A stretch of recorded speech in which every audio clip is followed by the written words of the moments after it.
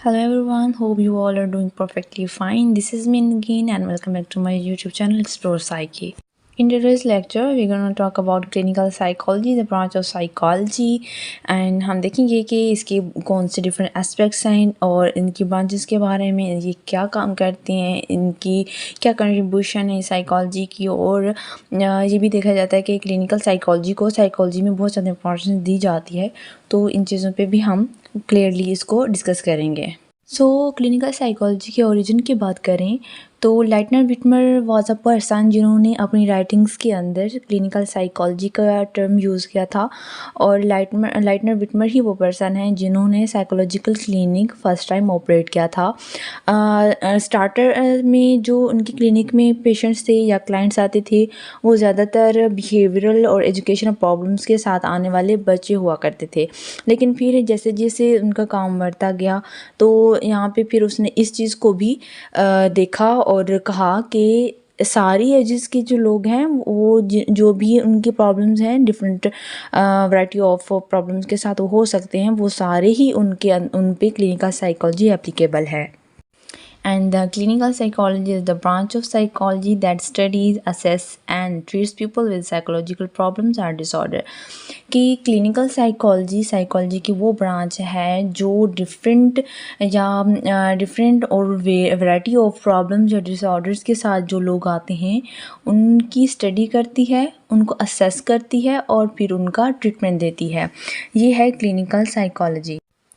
Particular degrees पूरी करने के बाद या जो भी रिक्वायरमेंट्स होती हैं वो पूरी करने के बाद जब स्टूडेंट्स क्लिनिकल साइकोलॉजिस्ट बन जाते हैं देन वो हॉस्पिटल्स में, रिसर्च सेंटर्स में, यूनिवर्सिटीज़ में और मेंटल हेल्थ सेंटर्स के अंदर काम कर सकते हैं। इसके अलावा वो स्कूल्स में भी काम कर सकते हैं। इस तरह और भी बहुत सारी ऐसी जगह हैं जहाँ पे एज अ क्लिनिकल साइकोलॉजिस्ट वो काम कर सकते हैं, जिनको हम नेक्स्ट इस पे बात करेंगे। अब क्लिनिकल साइकोलॉजी के एम्स क्या हैं, इसके पर्पस क्या हैं, ऑब्जेक्टिव्स क्या हैं। तो नंबर 1 है साइकोलॉजिकल असेसमेंट एंड डायग्नोसिस। इनके क्लिनिकल साइकोलॉजी जो इसके स्टूडेंट्स होते हैं, क्लिनिकल साइकोलॉजी अपने जो क्लिनिकल साइकोलॉजिस्ट होते हैं उनको ट्रेन करती है कि वो किस तरह मेजर मेंटल इलनेस एंड जो साइकोलॉजिकल प्रॉब्लम्स होते हैं उनके असेसमेंट करती है, उनका डायग्नोसिस करती है, उनको ट्रेनिंग्स दी जाती हैं और इस तरह वो जो मेंटल और इमोशनल बिहेवियरल डिसऑर्डर्स के साथ उनके पास लोग आते हैं उनको असेस करते हैं और डायग्नोस करते हैं कि ये किस इशू के साथ हैं। उसके बाद है ट्रीटमेंट ऑब्वियसली किसी भी कोई मेंटल इलनेस हो या फिज़िकल इलनेस हो, ट्रीटमेंट को ज़्यादा फोकस किया जाता है। लेकिन यहाँ पे क्लिनिकल साइकोलॉजी होगी या साइकोलॉजिस्ट जो होते हैं वो उनके पास ज़्यादातर जो होते हैं वैरायटी ऑफ टेक्निक्स होते हैं या थेरेपीज़ होते हैं जो कि एज अ ट्रीटमेंट वो यूज़ करते हैं। मेंटल हेल्थ डिसऑर्डर्स को ट्रीट करने के लिए थेरेपीज़ और टेक्निक्स होती हैं जिनको यूज़ करके इन लोगों को ट्रीट किया जाता है, क्योंकि उनके पास पर्टिकुलर स्किल्स होती हैं। साइकोलॉजिकल थ्योरी को और साइंटिफिक रिसर्च को वो यूज़ करते हैं और इसके जो है ट्रीटमेंट के अंदर उसको यूज़ करते हैं।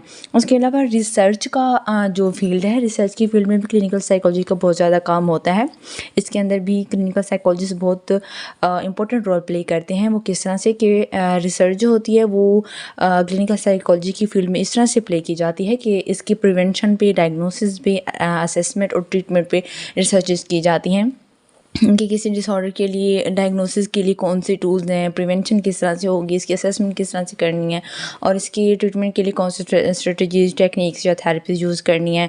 इसी तरह जो होती है वो डिफरेंट जो ट्रीटमेंट स्ट्रेटजीज होती हैं उनको यूज़ करते हैं, डिज़ाइन करते हैं और उनको फिर इम्प्लीमेंटेशन पे उसकी रिसर्च करते हैं और देन इसी चीज़ को फिर जो रिहेबिलिटेशन होती हैं या इस तरह के सेंटर्स होते हैं उनमें उनको इन सेटिंग्स में उनको अप्लाई किया जाता है, इम्प्लीमेंट किया जाता है।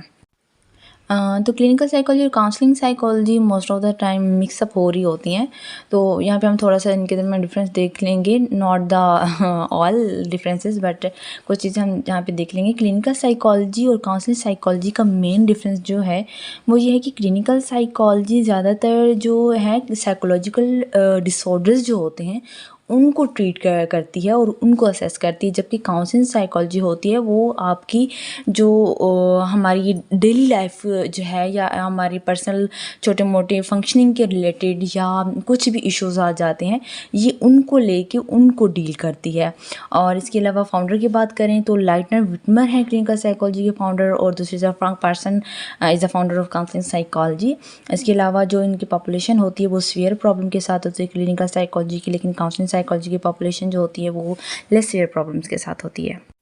And in clinical psychology, research is conducted on serious mental illness. On the other side, counseling psychology के अंदर the research is conducted on sociocultural diversity. Now we talk about the role of clinical psychologist. के साथ clinical psychologist जब बन जाता है तो वो कौन कौन से functions परफॉर्म करता है। तो क्लिनिकल साइकोलॉजिस्ट डिफरेंट क्योंकि एरियाज़ होते हैं, लेकिन फिर यहाँ पे क्लिनिकल साइकोलॉजिस्ट होते हैं वो स्पेसिफिक एरियाज़ में अपनी एक्सपर्टीज़ को डेवलप करते हैं, लेकिन कुछ चीज़ें होती हैं जो हम कहते हैं कि कॉमन होती हैं लाइक, तो उनमें से आ जाती है assessment and diagnosis, treatment, teaching and research, consultation and administration. Assessment and diagnosis की बात करें तो क्लिनिकल साइकोलॉजिस्ट वेरियस साइकोलॉजिकल और नॉन साइकोलॉजिकल इश्यूज़ को स्टडी करने के लिए या उनको डायग्नोज करने के लिए और असेस करने के लिए कुछ साइकोलॉजिकल टेस्ट और प्रोसीजर्स को यूज़ करते हैं। अब साइकोलॉजिकल इश्यूज़ और नॉन साइकोलॉजिकल इश्यूज़ की मैंने यहाँ पे वर्ड यूज़ किया है। साइकोलॉजिकल में मोस्ट ऑफ द टाइम आ जाते हैं डिप्रेशन, साइकोसिस, पर्सनालिटी डिसऑर्डर, डिमेंशिया, इस तरह के प्रॉब्लम्स आ जाते हैं। और नॉन साइकोलॉजिकल में आ जाते हैं जैसे कि रिलेशनशिप कन्फ्लिक्ट्स हो गए, लर्निंग डिफरेंसेस हो गए, एजुकेशनल पोटेंशियल हो गया, कैरियर इंटरेस्ट हो गया एंड स्किल्स, इस तरह के जो इश्यूज़ आ जाते हैं। तो दोनों को ही क्लिनिकल साइकोलॉजी असेस करने के लिए कुछ साइकोलॉजिकल टेस्ट और प्रोसीजर्स यूज़ करते हैं और उनकी हेल्प से ही फिर उनको जो प्रॉब्लम्स होते हैं उनको डायग्नोज करते हैं। अब ट्रीटमेंट की बात करें तो जैसे कि हमने पहले भी इस पर बात की है कि ट्रीटमेंट जो होता है most of the times clinical psychologist जो होते हैं वो थेरेपीज़ यूज़ कर रहे होते हैं, और साइकोथेरेपी जो होती है वो एक टारगेट प्रॉब्लम जो हमारा होता है उसको एड्रेस करने के लिए की जाती है। और ये जो होती है साइकोथेरेपी ये इंडिविजुअल्स, कपल्स, फैमिलीज़ और ग्रुप्स को इन्वॉल्व कर सकती है। तो हमारे जो साइकोलॉजिकल प्रॉब्लम्स होते हैं जिसके अंदर एंजाइटी आ जाती है, फोबियाज़ हो गए, हेलुसिनेशंस हो गए, सेक्सुअलिटी कंसर्न्स हो जाते हैं या रिलेशनशिप प्रॉब्लम्स आ जाते हैं, इन सारे इश्यूज़ की या इन सारे साइकोलॉजिकल प्रॉब्लम्स के लिए साइकोलॉजिकल ट्रीटमेंट को लिया जा सकता है।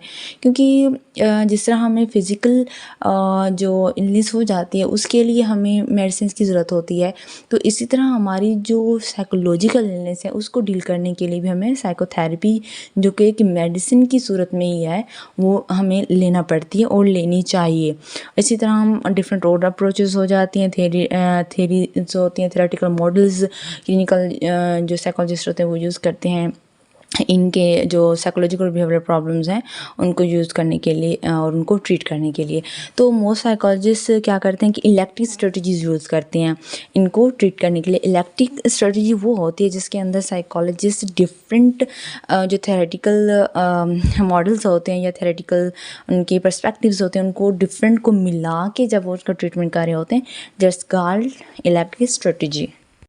तो इसके अलावा क्लिनिकल साइकोलॉजिस्ट टीचिंग की फील्ड में भी काम कर सकते हैं, जैसे कि as a professor in colleges काम कर सकते हैं, यूनिवर्सिटीज़ में काम कर सकते हैं जो कि अंडर ग्रेजुएट्स को, ग्रेजुएट्स को के स्टूडेंट को पढ़ाते हैं। और इसके अलावा ये टीचिंग जो होती है हॉस्पिटल्स में भी हो सकती है, क्लिनिक्स में भी हो सकती है, बिज़नेस में भी हो सकती है, बिज़नेस इन्वायरमेंट के अंदर भी।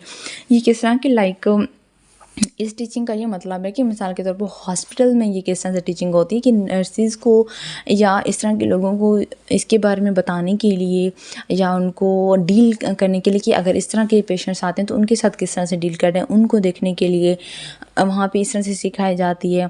और अगर एक और मिसाल की बात करें तो इस तरह से कि जो बिज़नेस इन्वायरमेंट में किस तरह से कि जो उनके ट्रेनर्स होते हैं या एम्प्लॉयज़ होते हैं उनको स्ट्रेस मैनेजमेंट सिखाने के लिए हो सकती है। इसके अलावा पुलिस ऑफिसर्स को, क्योंकि जो होते हैं इस तरह के लोग उनको भी मोस्ट ऑफ द टाइम ऐसे केसेस का सामना करना पड़ जाता है। तो ये टीचिंग की फील्ड में क्लिनिकल साइकोलॉजिस्ट किस तरह से काम कर सकती है कि उनको सिखाने के लिए कि आपने ऐसी सिचुएशन में कैसे रहना है, अपनी स्ट्रेस मैनेजमेंट कैसे करनी है और अगले उस पर्सन को कैसे मैनेज करना है। इसी तरह रिसर्च की भी हमने पहले बात की कि किस तरह रिसर्च जो है क्लिनिकल साइकोलॉजिस्ट करके किस तरह से अपने फील्ड के अंदर एक अच्छा प्रोफेशन बना सकते हैं, ये किस तरह से रोल प्ले करते हैं, क्योंकि प्रिवेंशंस पे, ट्रीटमेंट्स पे रिसर्च करके ही जो है इसके मज़ीद ट्रीटमेंट्स को, प्रिवेंशंस को जो है डिस्कस किया जाता है और बताया जाता है पॉपुलेशन को कि वो किस तरह से इनको डील करें या क्या चीज़ जो है किस चीज़ पे इसका किस तरह से इफ़ेक्ट आ रहा है। ये सारी चीज़ें भी क्लिनिकल साइकोलॉजिस्ट की फील्ड में की जाती हैं। उसके बाद है कंसल्टेशन। अब कंसल्टेशन भी एक ऐसी फील्ड है कि जो बहुत वास्ट है। लाइक कंसल्टेशन में वो हेल्थ केयर प्रोफेशनल्स भी काम कर सकते हैं, वो बिजनेस पर्सन के साथ भी काम कर सकते हैं, स्कूल्स में, लॉ मेकर्स के साथ, ऑर्गेनाइजेशंस के अंदर, इसी तरह मेंटल हेल्थ प्रोफेशनल्स के अंदर के साथ इस तरह से क्लिनिकल साइकोलॉजिस्ट काम कर सकते हैं और उनको कंसोल कर सकते हैं। ये कंसल्टेशन का एक काम करते हैं। अब ये कंसल्टेशन इनफॉर्मल डिस्कशन भी हो सकती है, एक ब्रीफ रिपोर्ट भी हो सकती है, इसी तरह से फॉर्मल कंसल्टेशन की अरेंजमेंट्स भी हो सकती हैं।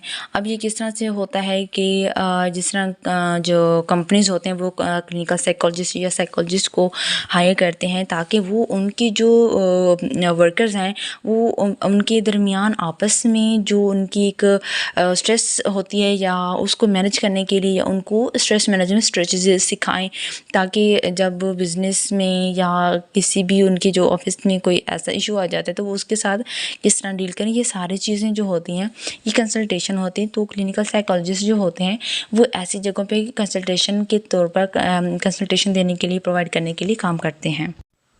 अब एडमिनिस्ट्रेशन की फील्ड में किस तरह से होता है कि या तो वो किसी जो है कॉलेज में या किसी यूनिवर्सिटी के प्रेसिडेंट हो सकते हैं या फिर कि साइकोलॉजी डिपार्टमेंट के एज अ चेयरपर्सन काम कर सकते हैं। इसी तरह जो है एडमिनिस्ट्रेटिव पोजीशन पे, हॉस्पिटल्स में, मेंटल हेल्थ क्लिनिक्स पे और इसी तरह की मज़ीद एजेंसीज़ में एज जो है एडमिनिस्ट्रेटिव काम कर सकते हैं। इसके बाद में perspective in clinical psychology. Perspective क्या होता है, किसी भी जो है साइकोलॉजिस्ट का या साइकेट्रिस्ट का व्यू पॉइंट होता है तो उसको एक पर्सपेक्टिव के टर्म में यूज़ किया जाता है। तो क्लिनिकल साइकोलॉजी के भी डिफरेंट पर्सपेक्टिव्स हैं जिनके अंदर आ जाते हैं psychodynamic, behavioural, cognitive and cognitive behavioural perspective, humanistic perspective, biopsychosocial, physiological and medical perspective. और इन पर्सपेक्टिव्स को यहाँ पे डिस्कस करना अभी पॉसिबल नहीं है, तो इंशाल्लाह नेक्स्ट लेक्चर्स में हम इनको 1 बाय 1 इन डिटेल स्टडी करेंगे। तब तक के लिए अल्लाह हाफिज़।